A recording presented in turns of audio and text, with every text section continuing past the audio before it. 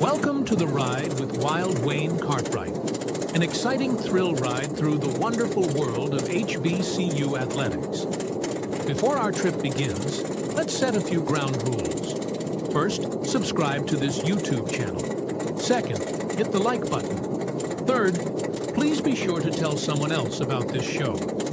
Now that we've got these things out of the way, it's time for our journey to begin. Sit back, relax, and enjoy your ride.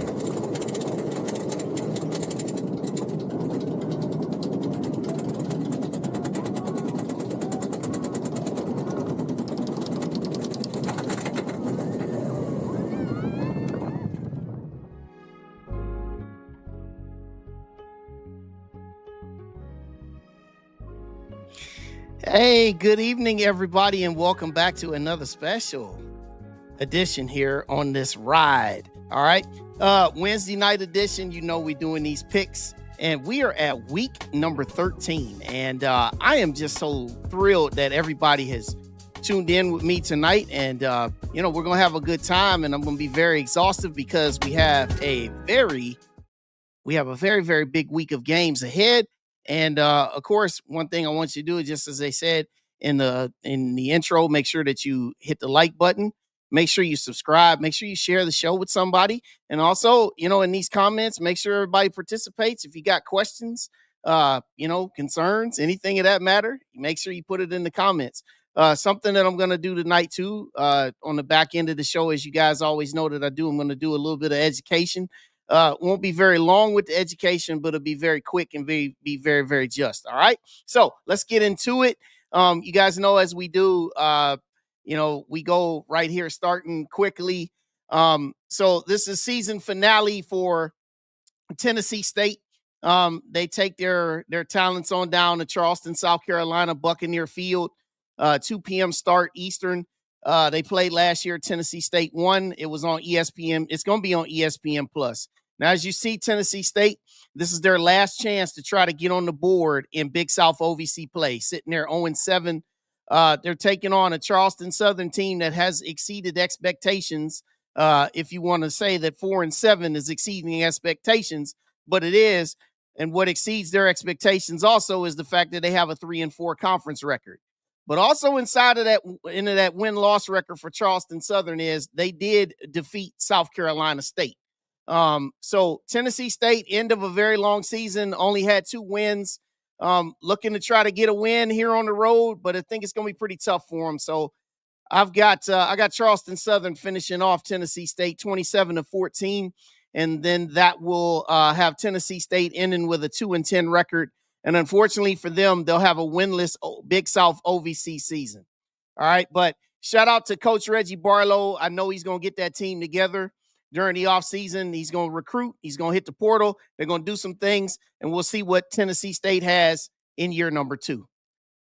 Now we switch over to the CAA, and North Carolina A&T. They're finishing up their season on this Saturday with their 2-9 record, 2-5 in the CAA as they hit the road and they take on the Elon Phoenix.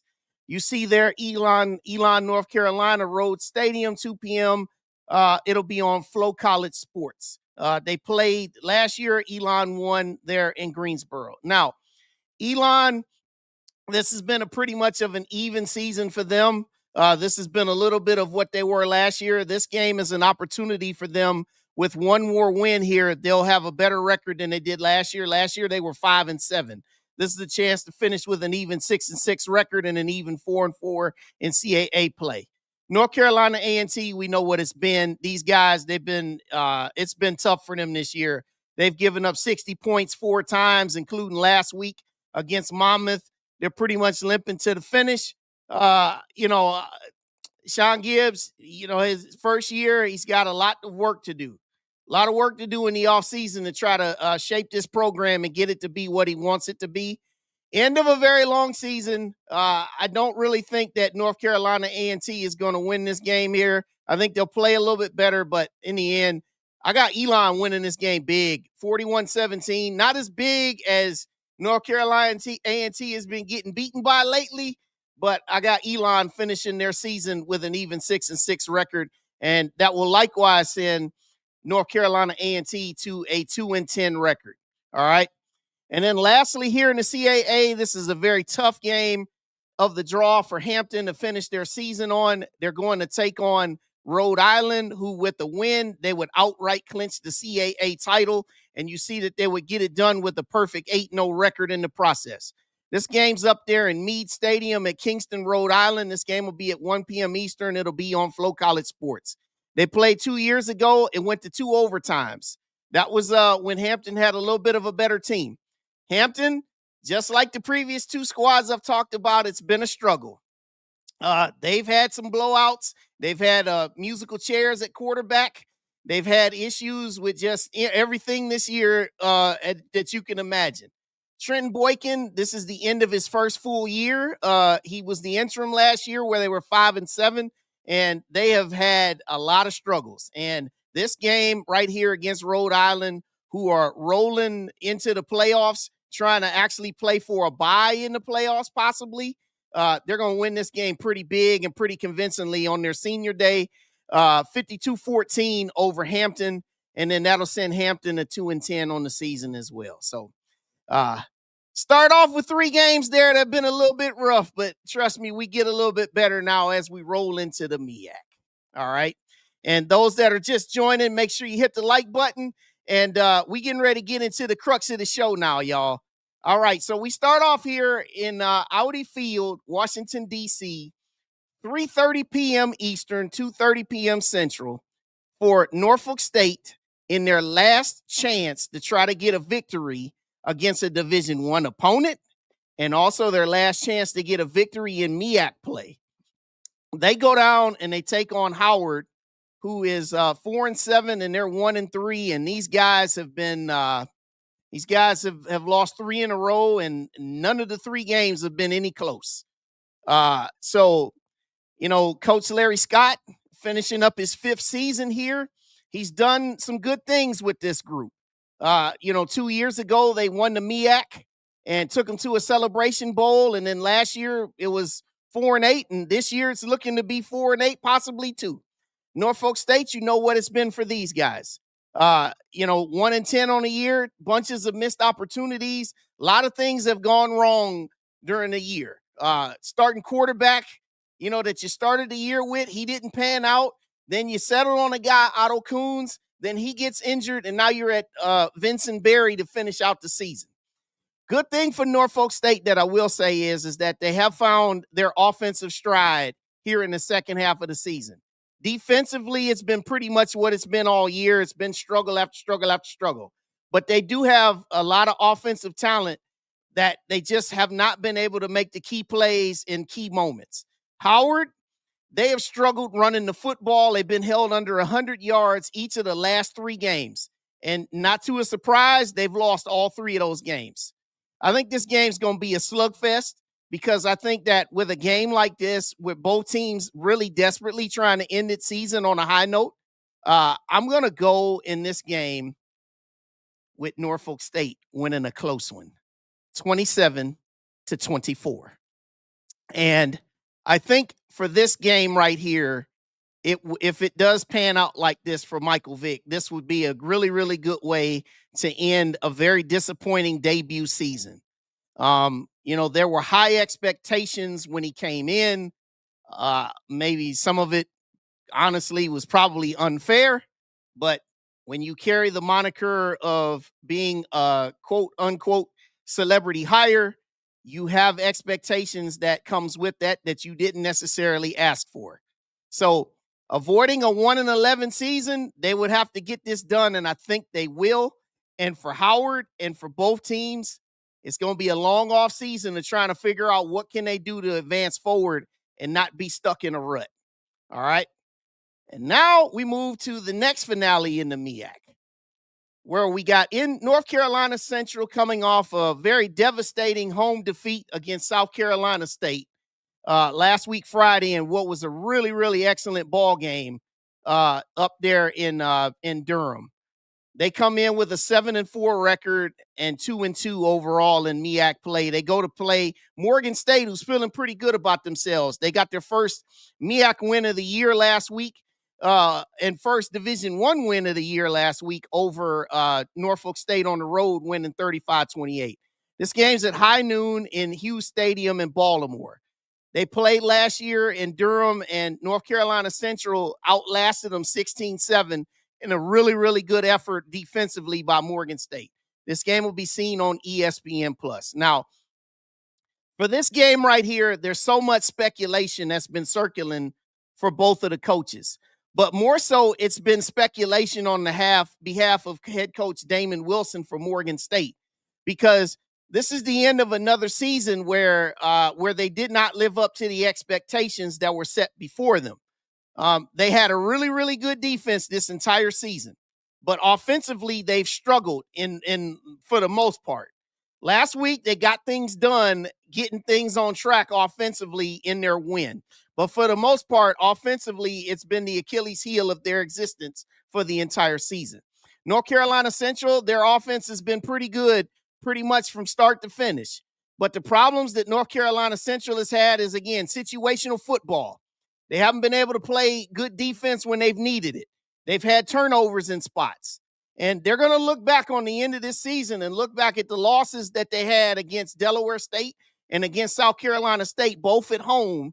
And that's something that they're going to have to live with throughout the offseason. But I know Trey Oliver. He's a very proud guy, and he's a very professional guy. And he's a top motivator, and he's definitely hungry and very competitive. And one thing that I don't expect Trey Oliver to do is to go out in a losing effort. So for me, I've got North Carolina Central beating Morgan State to finish the season 31-21 on the road. And then they'll have an 8-win season, which will be, which will be great for a lot of folks. But according to the lofty standards that they had, not going to a Celebration Bowl, not winning a MEAC title, that definitely would fall beneath their standards. But they can win and finish 8-4 nevertheless. So I will touch the big game in the MEAC towards the back end of the show. All right. So now everybody who's watching, make sure you hit the like button as we advance into the SWAC now. All right. And let's say what's up to the people. Let's say what happened to my friend. Yeah, I don't know where he at, man. And what up, Mr. Jackson? Thanks for joining me. Miss AC, right? Hey, good to see you. And then, hey, man, appreciate that, my boy. Appreciate that. All right. So we get into the SWAC, everybody. And we go to the regular season home finale for Prairie View. As you know, that they're headed to the SWAC championship game after winning last week to clinch the West Division. They come in with an 8-3 record, looking to finish with 9 wins for the first time since 2009, which happened to be their championship year of winning the SWAC. And they'll also have a chance to finish 7-1 in SWAC play. This is the penultimate game for Mississippi Valley State. Shout out to Valley. They have a game on Saturday of Thanksgiving weekend, which is a makeup against FAMU. And so this is the penultimate game for them as they travel down to Panther Stadium there in Prairie View, 3 p.m. Eastern, 2 p.m. Central. This will be on SWAC TV. Last time they played last year, it was 17-16 Prairie View.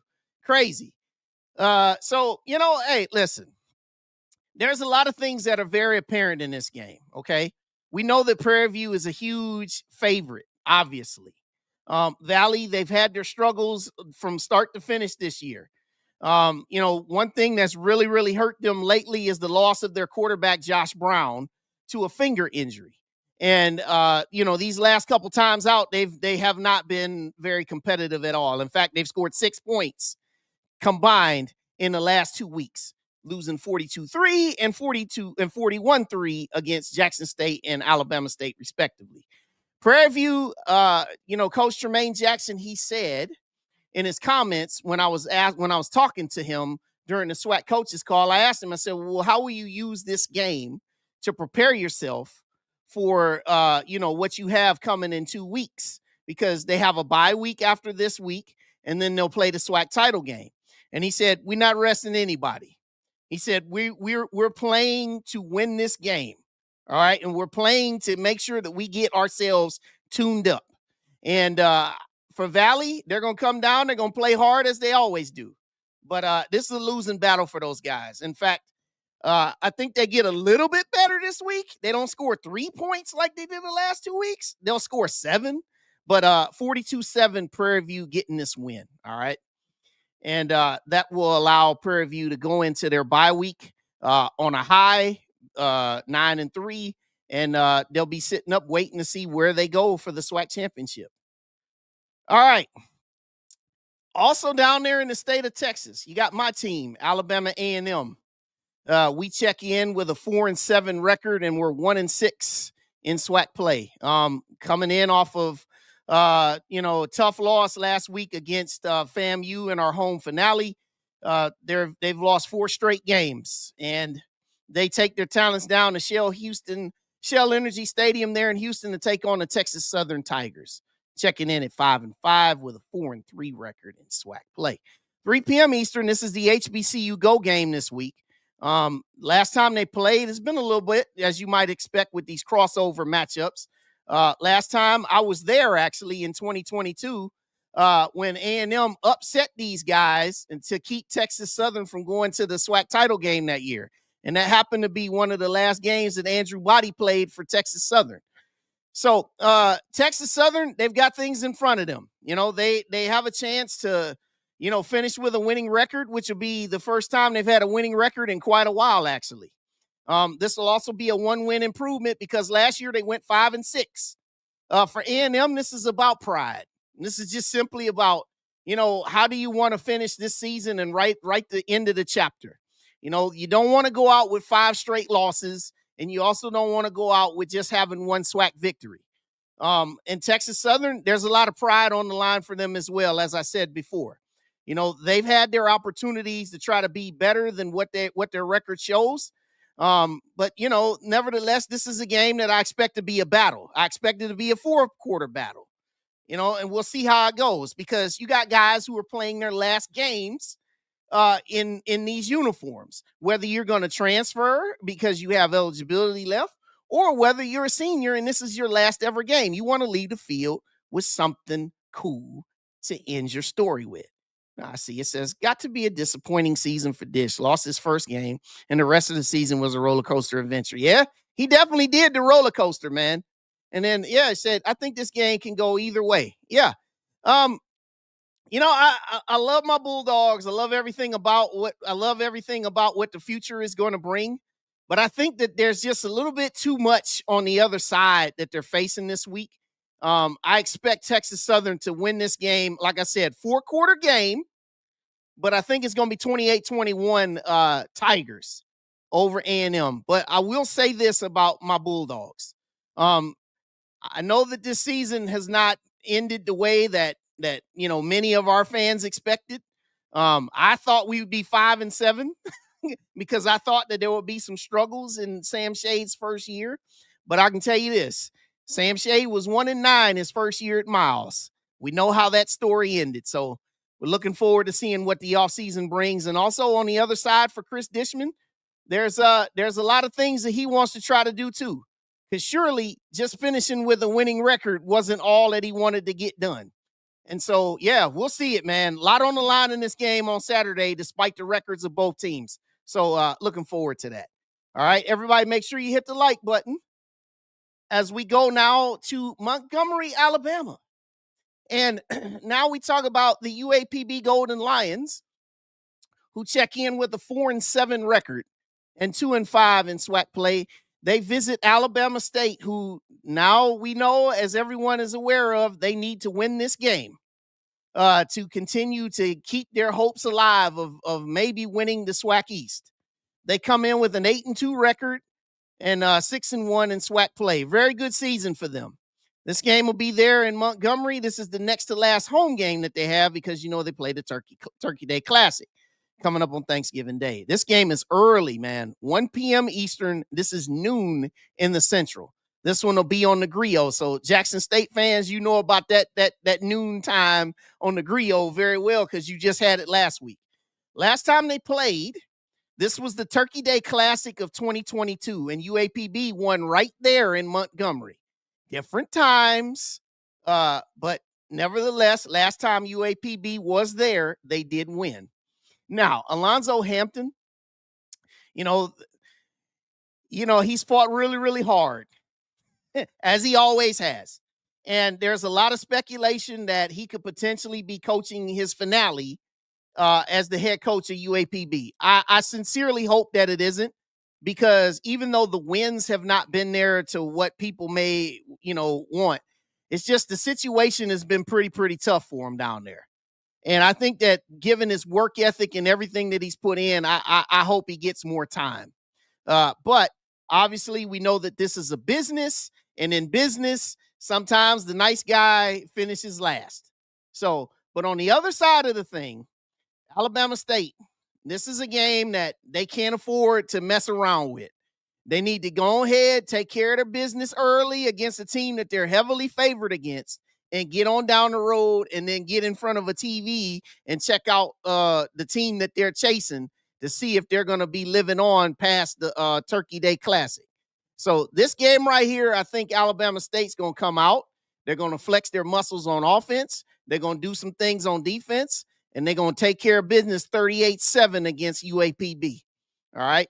And shout out to UAPB, because I know that they're going to play really, really hard in this matchup. They're not just going to lay down and just, make it easy for Alabama State. But this is just too much of the way Alabama State's offense is playing right now. I don't think that they can keep up. So 38-7, Alabama State taking out UAPB, and they stay alive, if but for, I don't know, a matter of a few more hours in the SWAC East race. And now we head down to Orlando, Florida, and we talk about the latest installment of the Florida Classic. You got Bethune-Cookman checking in with a 5-6 record. They've lost their last two games now, at Grambling, and also last week at Jackson State. They take on their arch rival, the Florida A&M Rattlers, who come in with a 5-5 record, and they're 4-2 in SWAC play. This is the next to last game of Florida A&M season. You see the site down there in Camping World Stadium in Orlando, and that place always has a really good crowd, and it's always very lively. It's very festive. And, they play at 3:30 Eastern on ESPN Plus. When these two got together last year, it was one of my favorite games of the SWAC season to watch, man. That game went back and forth, up and down the field, and FAMU won a 4-quarter battle, 41-38. Now, here's the things about the history of this game, man. First time they played was back in 1925, and this is the 70th all-time meeting. FAMU leads this series 45 wins to 24. This is the 28th consecutive time that they're playing in Orlando. The other 17 meetings of this Florida Classic installment were in Tampa. So the two teams, they've met every year since 1985, except for, obviously the 2020 pandemic. Last 10 meetings, Bethune leads at 6-4. Okay. FAMU has won the last 4, and Bethune won the prior 9 matchups. So you see the way that this thing is just kind of ebbed and flowed and going back and forth. Now, obviously, with the last 4 meetings, these have been, some of the best teams that FAMU has had in this era here. They had the Willie Simmons teams, and all that kind of stuff. And also, Bethune-Cookman was just kind of at the end of the Terry Sims era. They just kind of started to go on a dip. But when they won those previous 9, that was Brian Jenkins and then also Terry Sims. So this game, man, this is going to be a really good one down there in Orlando. I think this one's going to be a shootout. I expect Cam Ransom or Tim McLean or both of them to play. I expect them to play very, very well. I expect the offenses for both teams to be in high gear, because Bethune-Cookman, they don't play a whole lot of defense, man. And, FAMU, they can give up some yards also. I think it's going to be hard hitting. I think it's going to be a whole lot of big plays. I think it's going to be really, really exciting. And, for me, I went back and forth. I really didn't know, because this game right here, it can go either way. All right. And I see, hey, thank you, man. Appreciate that. I couldn't have done it without y'all. And he said, you got Mary's children by 20. Whew. Yeah, you know, and he says, BCU takes the win. Yep. Ms. Mack, appreciate you. And it said tight game, but I got BCU. You don't say, Stock David. You don't say. Cam Ransom can play, but he needs help. You're right. And you know something? I'll say this to this point right here. This is what I can add to this point. This is very beautiful. I'm glad you said that. Last week, you know, listen, we know what the game was last week. I will say, listen, the officiating was very bad last week. I get that. Okay. But I only want to fixate about Bethune-Cookman right now because one of the things that was very apparent, those guys dropped a whole lot of passes last week. Malik Huggins, their best receiver, dropped some key potential extending drive making catches. Okay, so he needs to step up and needs to do his thing this week. Okay, they need to step up and do their thing this week. So a close game, you say, David. You know, I got you. I'll take your close game and I'll go with it because I got Bethune-Cookman in a shootout, 34-31. Okay.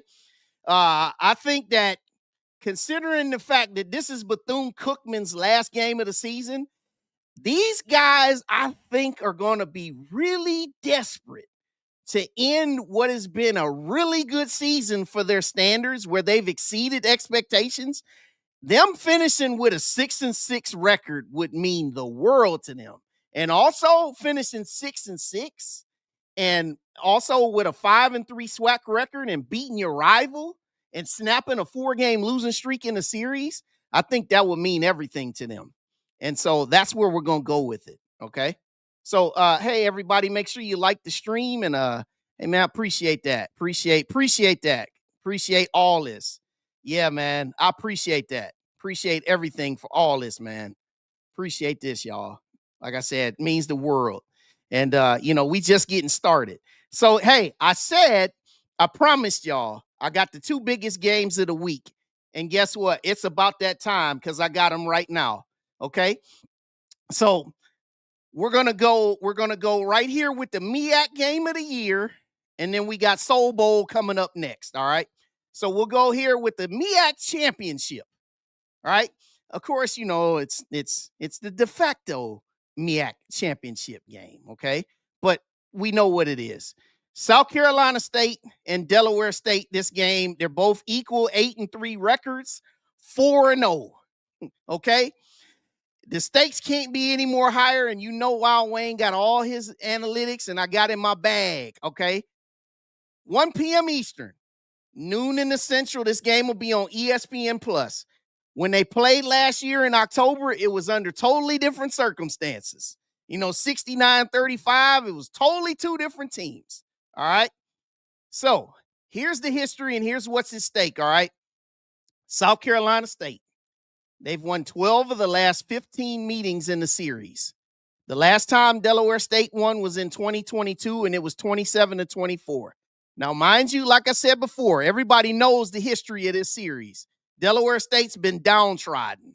Okay. This is the best season they've had in forever. Since 2011, right? Winner of this game wins the MEAC and advances to Atlanta for the Celebration Bowl. It's that. That's it. That's that. Now, here's where we go. You got your boy Chennis Berry on the left, looking to repeat, looking to get back to the Celebration Bowl. I remember I sat in the press room last year there in Atlanta, there in Mercedes-Benz Stadium, when he sat at the podium after they lost to Jackson State. And he said, you know, man, we just didn't get it done. And he said, you know, man, this makes us stronger and want to get back here. Well, with 1 win, he can get back there. But standing in his way is the newcomer and the upstart, Mr. Deshaun Jackson. In his very first season as a head coach, has led the Hornets back to something that they've never experienced and never really experienced before, which was a chance to win the MEAC and go to a Celebration Bowl. So you look at the offense on both sides, 33-32. I feel like I'm saying the same stuff like I said last week when I was talking about South Carolina State playing Central. The points scoring can't be any closer, right? Scoring defense also can't be any closer. Now, here's where you look at the differences, okay? Passing offense. South Carolina State, definitely, they throw that thing. They're not just number 1 in the MEAC, they're also top 10 in FCS, man. These guys have been able to get it done throwing it through the air. For Delaware State, you keep your eye on that 166. That's something that needs to step up, man, because I'll talk about running here in a second. Now, passing defense, you look at where they are, 194. That's about par for the course in America, if you're looking at the case of South Carolina State. Whereas you look at where Delaware State is, they're last in the MEAC in passing yardage, giving up 270 yards. That's definitely, when you're playing a team that throws the ball like this, you definitely going to have to be better than 270, okay? Rush offense. This is where the difference is, ladies and gentlemen. You saw the difference in pass offense. You look at the bigger split here in rush offense, okay? 132 for South Carolina State. Now, that number is kind of flip-flopped up and down a little bit. They've gotten a little bit better from week to week with Tyler Smith and KZ Adams and also Josh Shaw. But they don't have the running firepower that Delaware State has had with James Jones and Marquise Gillis and Caden Bennett running the ball, right? They still average 276 yards a game. Now, they're no longer number 1 in the FCS in running. They held that title for a long time. They're now number 2 in the FCS, but they're number 1 in the MEAC. Rush defense, both teams pretty solid, right? 113 and 122, the top rushing defenses in the MEAC. And you look at turnover differential. You look at the numbers that Delaware State has. For all of the struggles that Delaware State has had with turnovers, I mean, not with turnovers, but with penalties, they take the ball away, man. They're a +7. So they've turned the ball over 10 times in 11 games, and they've taken it away 17 times. And you look on the other side, South Carolina State is a +2. Third down percentage, this matters a lot too. 48% on third downs for South Carolina State. You look at Delaware State, they're just 38%. But one thing I'll add to that, though, Delaware State ain't scared to go for it on fourth down. If you've watched them as many times like I have, and many of you in the chat, you've watched these guys play. Deshaun Jackson and Nemo Washington, they ain't scared to go for it on fourth down now, all right? So those are just a little bit of the side-by-sides. And then just a few more things that are of note that I felt like is pretty cool to mention. Look at the opposition on third downs. South Carolina State allows just 29% of third downs to be converted against them. That is tremendous. It is just downright scary that they're only allowing 29% of third downs to be converted against them. And likewise, you can look and see why their time of possession is 32 minutes, because they're getting guys and teams off the field on third downs. That makes a difference, not just in big games, but just any game, right? Now, 40% for Delaware State, that's not too shabby either. And then, their time of possession is 29 minutes. I thought it would be a little bit higher considering with the way they run the ball. But the thing about Delaware State is they also get a lot of explosives too. Okay, so they have a lot of these 1-play drives, 2-play, 3-play drives, right? So you look at the top guys here, and I got more of the top guys coming up in a minute. The top rusher on both sides. You look at Tyler Smith, he's got 441. We'll see if he plays. He left the game a little early last week against North Carolina Central. He had a little bit of an injury. Marquise Gillis is already over 1,000 yards. He's a home run hitter. The top receivers, you see the difference. Jordan Smith has 738 yards, and Roan has just 223. So you see the difference. You see the running team on the right, and you see the throwing team on the left. All right, or the one that tries to have a little bit more balance on the left.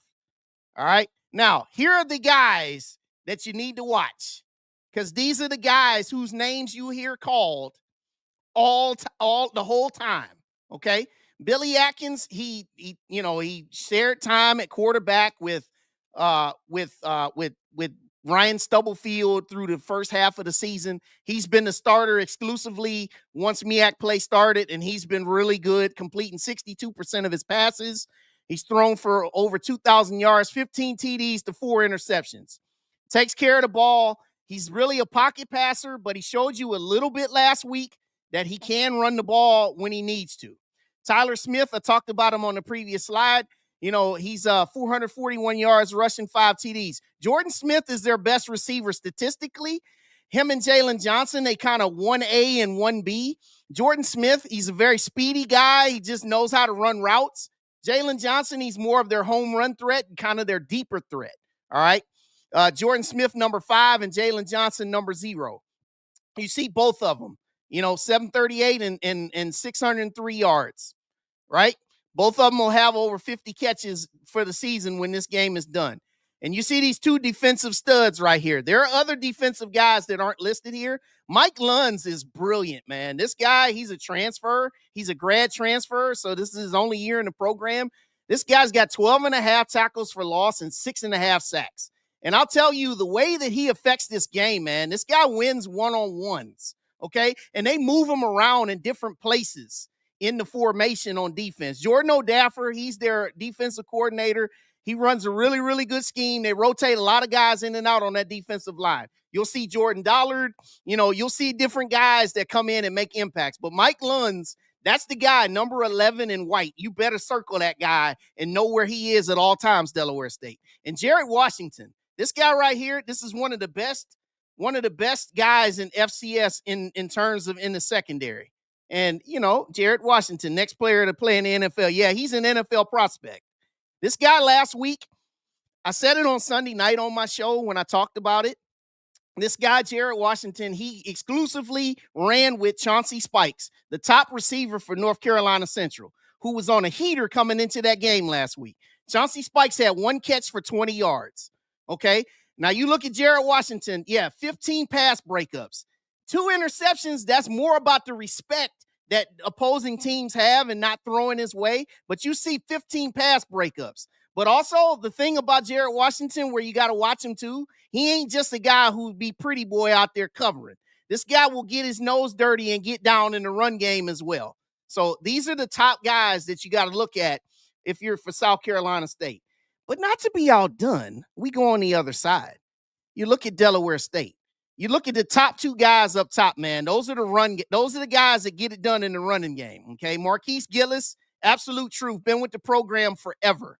Okay. 1,000-yard rusher already, 7 touchdowns, 6 yards a carry, man.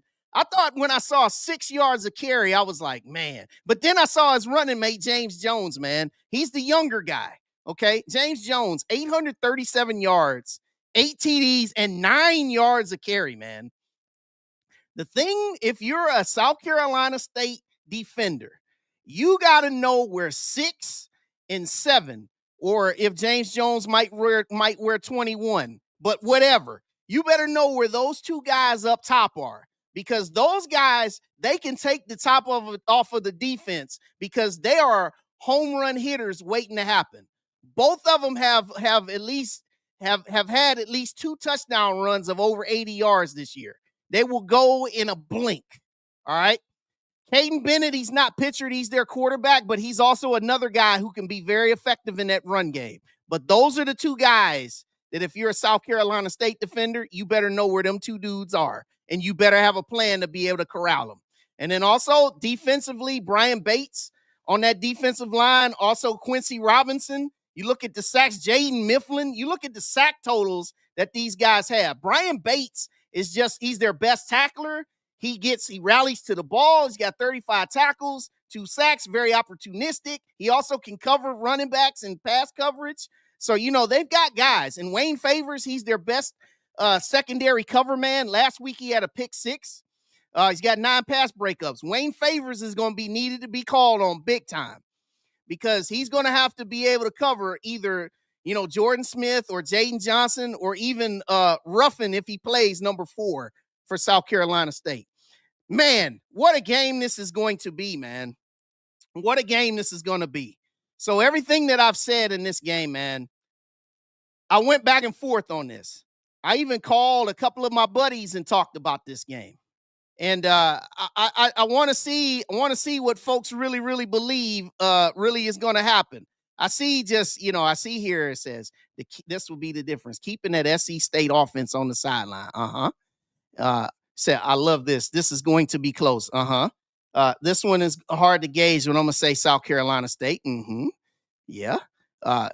Running game is sick. Yep. Yep, opportunistic. I see all this stuff, man. Here it says the mailman likes to color outside the lines in game situations. You best believe that, brother. Listen, listen, man. This is gonna be tough, bruh. This is gonna be tough. Tough. And say, well, it's not gonna be that cold. Listen, it's gonna be 55 degrees at the start of the game. It's gonna get to about 60, so it'll be fine. Said Del State 35-21. Del State with a late TD to seal it.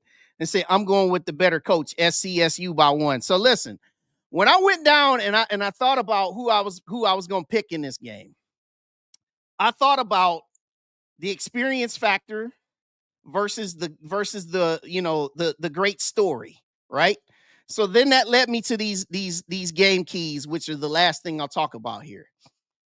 For South Carolina State, you need to act like you've been here before, because you have. You just went to the Celebration Bowl last year, okay? You got a coach with a staff that's done this, been there, done that. Players on that staff that been there, done that. They showed their championship medal last week by coming back in that second half and getting the win in the fourth quarter on the road. This is going to take a little bit more of that same pedigree to get it done. Running game. You need to get yours going, and you obviously need to contain theirs. Now, here's the thing, folks, ladies and gentlemen. 300 yards. South Carolina State is a perfect 6-0 this year when they throw for 300 yards or better. So that's why when I started this analysis, I talked about how Delaware State has been averaging giving up 270 yards passing a game. So 6-0 when they throw for over 300. And also, I used this before in other games that I've analyzed. I'll use it again because it really means that. Hey, a lot of folks, they love the feel-good story. They love the underdog story.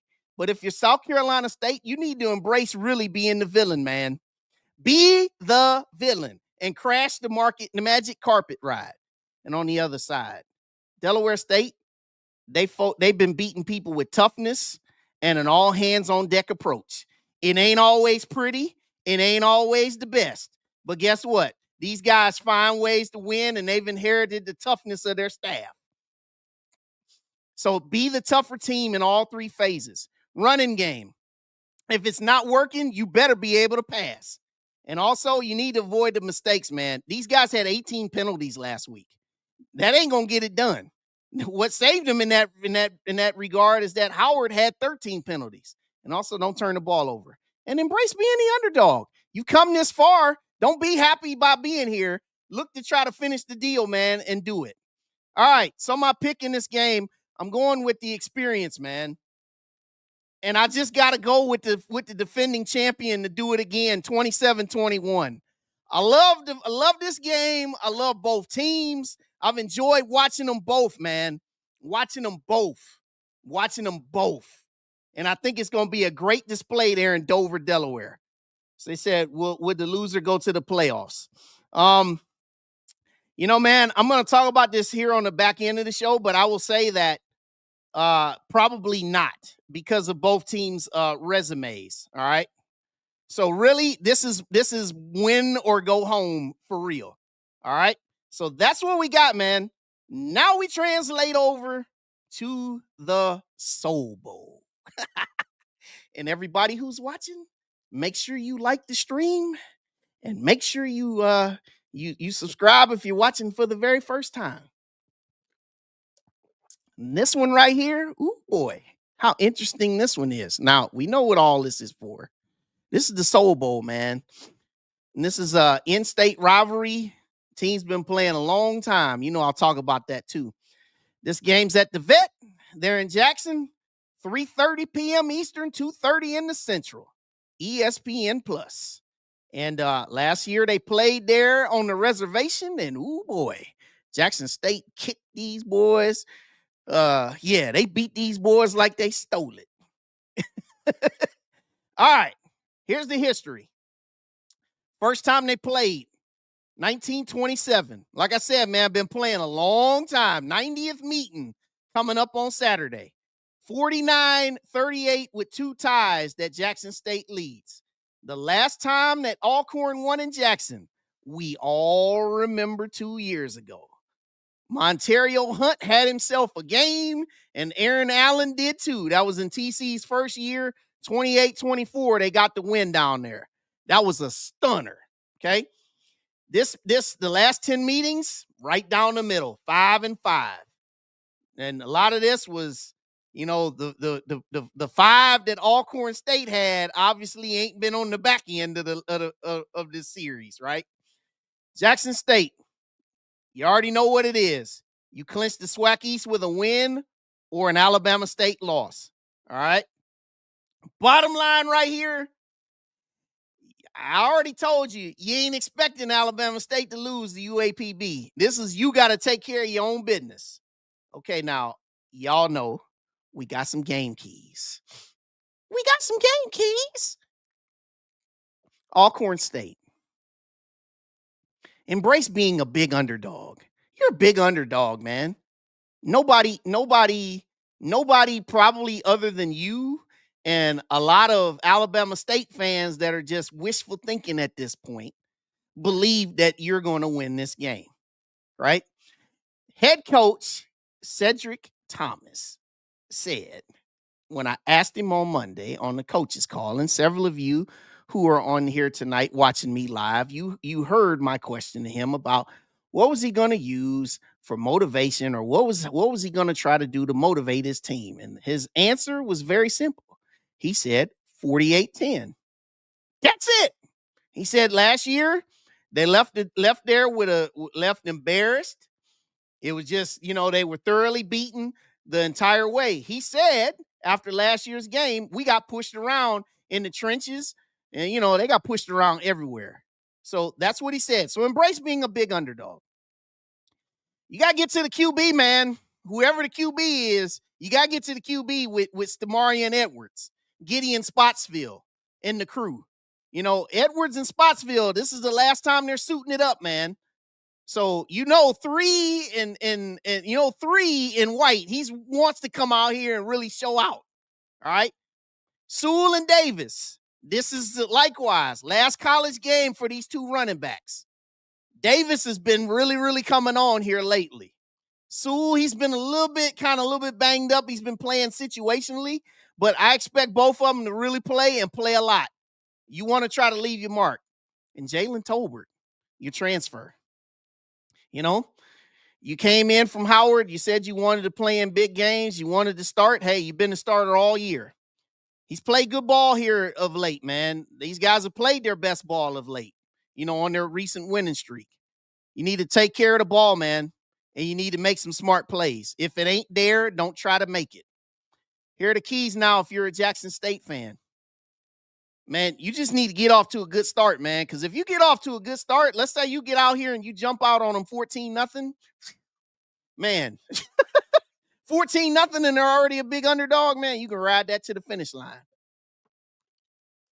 My next point, this is the biggest key that you just need to embrace, man. For them, this is playoff football. For Jackson State, this is playoff football. Because you know, this is win or go home. You know it. And really, you've been in playoff football mode really ever since you lost that game against Grambling. You know that every week you've had to step up to the plate. You've had to get a win. But now this is the last part of the regular season journey of that playoff football. And then, you know, you win this game, you're still going to be in playoff football mode when you try to go to the SWAC championship. So this is the thing. You need to show your big game experience. You got a lot of guys on that roster that was there before. They've been there. They've been in SWAC championship games. They've been to Celebration Bowls. They've won. They were on this team last year that went down there on the reservation. You've got a lot of guys who've been there, right? Then the next thing you got to do, you got to stop the run. If Sewell and Davis are running the ball pretty well, it's gonna make what could be a big a blowout game. You can make it close pretty quick. So you just need to stop the run and you need to lean on yours because it sets up my last point. The QB, whoever it is, last week you guys leaned on that run game in a big way. Your run game's been doing it big. You had three guys, all three of your big guys, Davenport and Miller and Terrell. They all had 100 yards last week. So you lean on your run game and you know what I'm saying, that can take you to the finish line, right? But whoever the QB is, if it's Lockhart, if it's Morgan, you just need to make the right throws when you're called upon. But I can't even begin to stress how much Alcorn is going to really have to embrace being a big underdog. And I can't even stress how much Alcorn desperately wants to finish this season with a win because they didn't play very, very well at all the entire first half. Everybody knows they got off to an 0-6 start, and they got a chance to finish the season with 6 straight wins after going 0-6. And you can go out on top by defeating your rival and keeping them from going to the SWAC title game.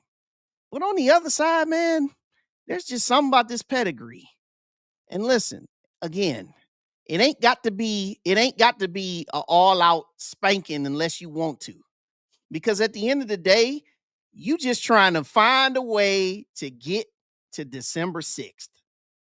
And I know Alcorn's going to throw the kitchen sink at you, but guess what, man? With this pedigree that Jackson State has, and just the way that they find a way to win the games, no matter what, I'm going 38-17. Jackson State taking on and taking out a very game Alcorn State Brave team. All right. I expect this to be a pretty good game. And then I expect Jackson State to start running things in that second half. I think Alcorn State plays them good for a half, but I think Jackson State runs away and they flex their muscle. They wear them down, man. And it'll go 38-17. That's where I'm going with this. And I see right here, he said, finna be a showerless night for somebody. And I see, here go, if Alcorn falls behind early, there will be no run game. Yeah, exactly. That's the other point too, Dave. That running game can't be effective if you're behind early. That's right. And then, like you said, Jackson State, play like the champions that you are. That's a very good point right here. Because like I said before, you've been there before. You've done this. You've done all this before. You got guys who've been there. And this is what you want, man. This is what you want. This is what you want. You want to be able to go in here. You want to take care of your business. And just like Ms. Santana said, just win, baby. But yeah, that's what it is. They said it's going to be a long ride back to the reservation. Yeah, it said no running back has rushed for over 100 yards against us. Yeah, well, and I'll say this, Chris Silas. They may not need to have one guy run for over 100 yards because that tandem, if they're able to do it as a tandem or as a group, that's something that can be to their benefit. But really, at the end of this thing, like I said, man, they're gonna wear these boys out, and that's just where it's at, right? All right. Also, what we got this week, we got Division II, man. You look at we got 5 HBCU teams that made it to the playoffs there in D2. So you see up top left, you've got Johnson C. Smith, the Golden Bulls, man, CIAA champions, first time since 1969, man. They're hosting Frostburg State, 1 p.m. Eastern, and all these games will be on ESPN Plus. You got Benedict College going to play Wingate. That'll be at 2 p.m. You've got in the middle there, on the middle right, you got the California PA, the Vulcans. They're going to play at Virginia Union. You've got Kentucky State, man. Shout out to Kentucky State, the Thoroughbreds, making the playoffs. They go play Newberry College in South Carolina there. That'll be at 1 p.m. Eastern. And then Albany State, man, the SIAC champions with Quinn Gray. They host Valdosta State there in the Coliseum down there in Albany. That'll be at 1 p.m. Eastern. So I'll talk about these games on the montage and stuff on Sunday night. All right. So here are Wild Wayne's picks for week number 12. I was 11-1 again. Grambling was my only defeat last week. I went with Grambling there in on the reservation. So, you know, they were the ones that stopped me from being a perfect 12-0, but nevertheless, I was 11-1. My record on the year is 125-30. All right. And then here are my picks this week. You see some of the obvious ones that I have, the first three. Unfortunately, Tennessee State, Alabama, North Carolina A&T, and Hampton will be 2-10 after this. And then you see Norfolk State, Prairie View, Bethune-Cookman in the Classic, Texas Southern over my A&M Bulldogs. And then we got North Carolina Central finishing up at Morgan. Alabama State getting their much-needed win. Jackson State that I have winning the East. And then I've got South Carolina State winning the MEAC. All right, so those are my picks there for next week or for this week. All right. Now, for my final words of the night, I want to kind of just go quickly to a couple of different tutorials real quick. Okay. So, as I said before, the title game, if the season ended today, it would be Prairie View at Jackson State. You guys have seen all this. You know this. You know, I'm just showing this really so, you know, those that want to go back and screenshot this, they can, because, you know, folks love to ask these questions 11 times, even though it's been shared. It's been talked about a bunch of times, right? All right. So everybody knows that. Alabama State, they have their chance, just like, you know, Jackson State and Prairie View, they need a couple losses. Y'all got that. Y'all know why? Because it's right there. These are the E scenarios. You know what it is. Jackson State, they clinch with a win or an Alabama State loss. You know Alabama State, they need to win. They need Jackson State to lose. If both teams lose, Jackson State wins the East. You know this one. We talked about that before. The championship of the MEAC is on the line right there. And now here's where I want to go. I want to start going to my quick little tutorials for you guys, okay? I'm not going to spend a whole lot of time on this, but it needs to be said. Okay, the playoffs, they begin on November 29th. Now, for some of you that are asking me, I'm going to say this and just preface this. The reason why I'm showing this is because there are people who will start asking, like they always do at this time, does the SWAC championship game loser, can they go to the playoffs? I just want to make this very clear. So anybody who asks you this question, make sure you share them this screen right here. And I've got some other stuff that I'll talk about right behind it, okay? The playoffs begin on November 29th, okay? In order to be selected, your regular season must end on November 22nd, okay? It needs to be done before Thanksgiving, period. This eliminates both SWAC championship game participants, Southern and Grambling, and also Alabama State. Southern and Grambling and Alabama State, they forego their playoff chances because of the games that they play after the end of that cutoff. All right? More on that in a minute. But just for folks to know, that's where that is. All right. I want to talk about rankings real quick, okay? And I'll dip right back into the FCS playoffs. But I want to say this because there's, especially with, you know, Jackson State fans and Alabama State fans that watch, because there's a lot of stuff that folks be going back and forth arguing, okay? I know I seen all these little polls that out here that said that Alabama State is ranked ahead of Jackson State. Listen, this is one of the biggest reasons why Wild Wayne doesn't do any rankings. I don't believe in rankings. I don't care about rankings. I care about what happens on the field, okay? The only poll that matters right now is the FCS rankings. And the reason why that poll matters is because right now in the tiebreaker scenario for who hosts the SWAC title game, it's in the benefit of Jackson State. Jackson State fans, my second point about endless arguing, who just let it go? Because the bottom line is this. Do you want to be number one on November 19th, or do you want to be number one on December 13th? I would rather be number one on December 13th.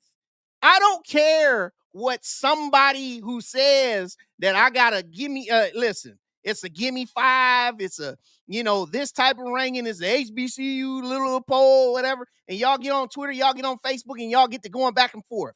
And folks say, well, Jackson State, we beat Alabama State. Why are they ranked ahead? That doesn't matter. Because the bottom line is, you play the games on the field and you win on Saturday, you go to the SWAC championship game. Okay? It doesn't matter what Alabama State is ranked above. It don't matter, because you have a chance to go to a Celebration Bowl and win a Celebration Bowl. And then if you win a Celebration Bowl, you'll be ranked first at the end of the day. That's all that matters. A lot of that stuff that folk be doing, putting these polls out, people be trying to troll you, trying to poke at you, people who are starving to try to get some attention, people who just want some conversations. Listen, man, I don't care about none of that stuff. And really, neither should you. And when it gets put up on the screen, stop attacking, stop coming after folks, man, when they try to put their stuff out. Because some folks, they got their opinions. If you disagree with them, forget it, because the games on the field will get played out anyway. All right. I'll move on. FCS playoffs, okay? This is something else I want to say, man, because it needs to be said. The Celebration Bowl is the lead goal, ladies and gentlemen, okay? I hear all this stuff about everybody say, man, we lose money when we go to the FCS playoffs. Listen, man, I done seen it all. I get it. I hear everybody. I hear what you say. We make money when we go to Celebration Bowl. I get it. I love the Celebration Bowl. I'm going down there in Atlanta. I love it. It's a great event, and it needs to continue to be what it is. That's the goal of every MEAC team and every SWAC team. You want to go to Celebration Bowl. That's the lead goal, okay? We get it. But now here's the second part of this that I have to touch. The FCS playoffs is a secondary fallback. That's all it is, okay? That's all it is. It's a secondary fallback. But what makes it a great fallback is that, let's say your team did not make it to the Celebration Bowl. You had FAMU in 2021. You had North Carolina Central in 2023, right? You know what I'm saying? Those teams had really good seasons, but they lost a key game. Remember FAMU, they lost to Jackson State early in the season, 7-6. Okay. They were 9-2 that year. They got to go to the playoffs. Okay. It's a secondary fallback. But listen, the third point is what is so important that people need to remember.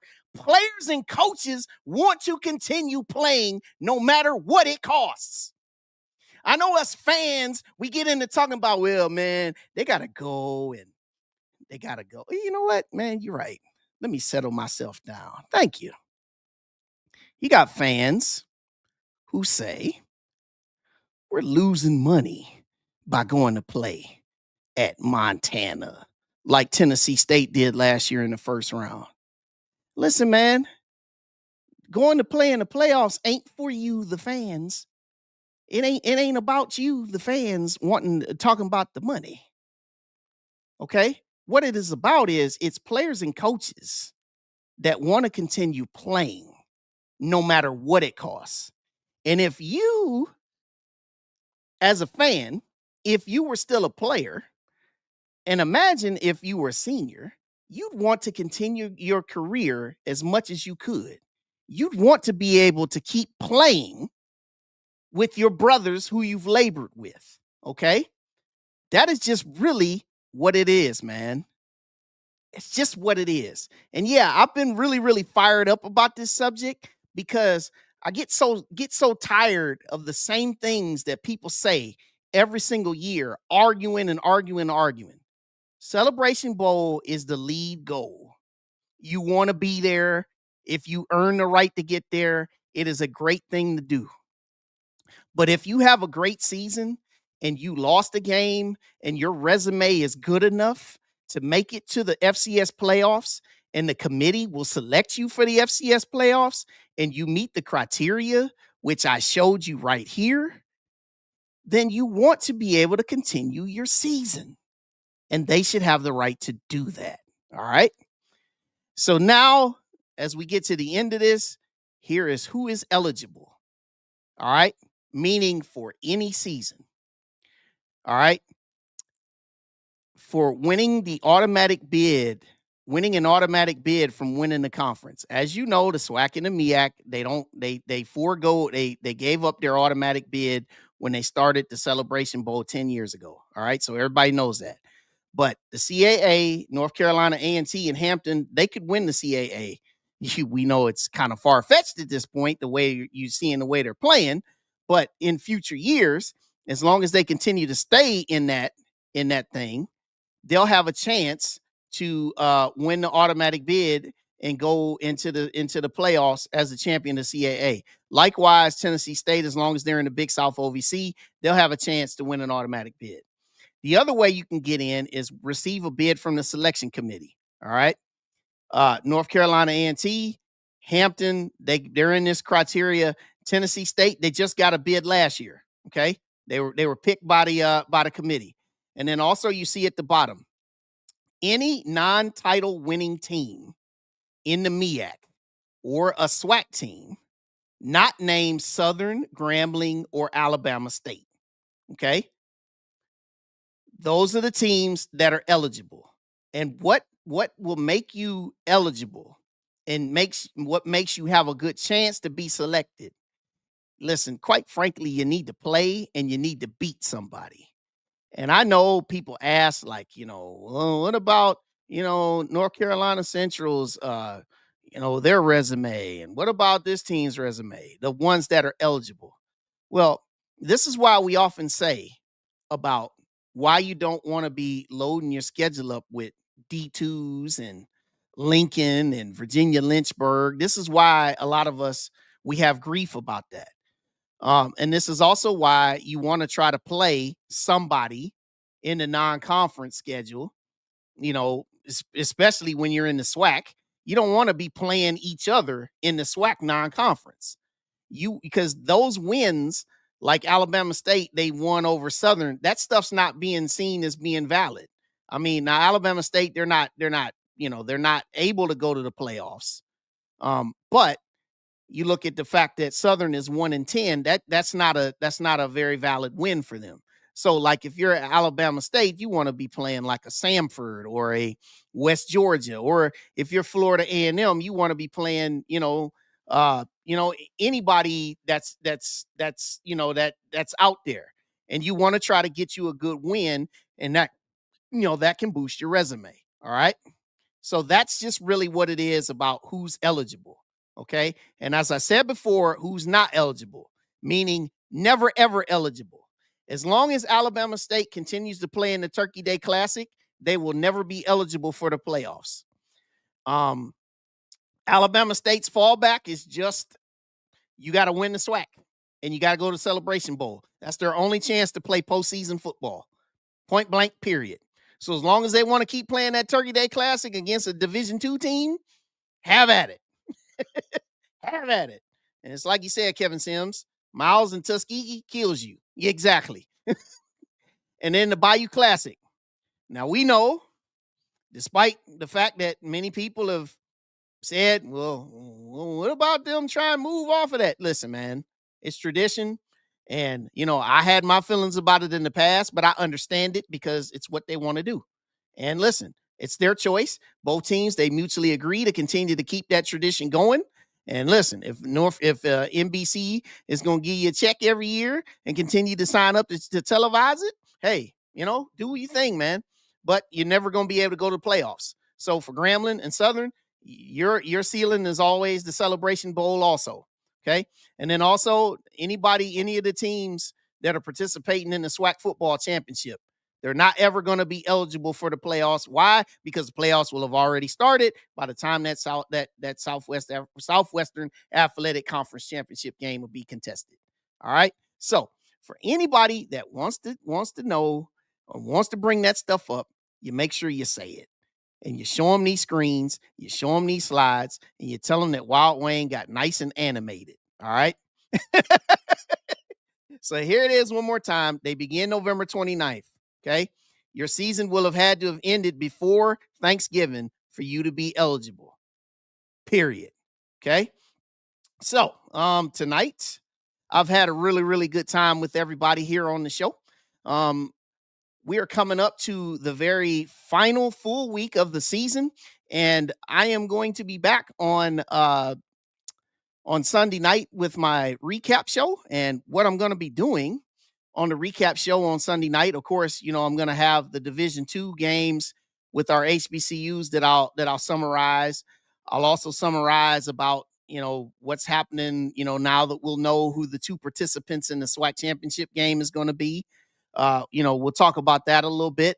We'll also, I'm not going to have a show next week, Wednesday. So what I'm going to do next week or on Sunday night, I'm going to preview the 3 games that we have over Thanksgiving weekend, talk about give a quick preview of the Turkey Day Classic. We'll do FAMU and Valley. And then also, we'll talk about the Bayou Classic. So we'll have all that stuff going on Sunday night. Also, my ride tokens, that'll go on Sunday night, all that good stuff. And I'm a Browns fan. Y'all know, man. He said, go Shador. Yeah. Man, I hope he does well. Hope he adds some more value to his career, man. And we'll see. Just maybe. We'll see what happens. But KD, appreciate you. Appreciate everybody. Every time that I come on these airwaves, man, I appreciate it. Appreciate everybody and everything that everybody brings the value to the show and all your comments. And like I said, man, y'all reach out to me anytime you want, man. You got questions, hit me up, man. Y'all know where to find me. It's Wild Wayne. Love y'all. We'll see y'all Sunday night. The Ride. Thank you for joining us on The Ride with Wild Wayne Cartwright. As you exit the ride, make sure you subscribe to this YouTube channel, hit the like button, and catch up on all of our prior episodes. Until next time, God bless.